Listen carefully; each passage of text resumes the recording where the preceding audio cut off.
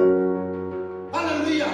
Jy kan nie die pad aanvat as goed en verwag wel dan goed en faithful servant nie. En terwyl jy die pad aanloop sê, geen wapen wat gerig is op ek en jy, halleluja, sal seëvier nie. Ek en jy moet net volhard. Moenie laat die gewaai en die geboel van die buitekant jou discourage of distract nie.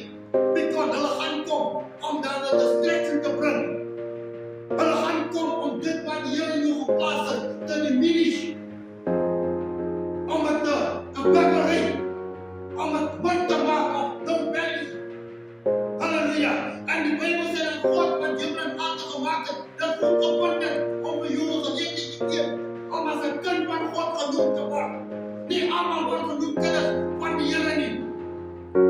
Nie almal het die privilege om genoem te word 'n child of God nie. Halleluja.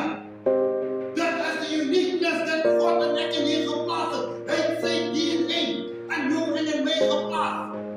Daarom kan ons sê, Abba Vader, onze Vader wat in die hemel is. En dat weer bestaan daar is baie wat sê, onze Vader. Maar hy sê ook in Mephibosheth, waarom doen jy my Vader, Vader, en nie doen wat ek sê nie? Daar is baie vandag die aan God die staan met die regverdige en hulle roep op ouwe Vader. Maar hy praat nie aan God nie, maar waarom doen jy my Vader?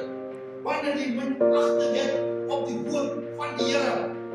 Waarom minag jy die woord van die Here, van die woord van die Here? Dis God wat praat met my en hy praat met jou. Hy praat nie net met die prediker of met die audience nie. Hy praat met ek en jy. Dat ek en jy moet afslaan op die woord van die Here. En ons weet in die tye waar ons het lewe, word die woord van die Here baie gemin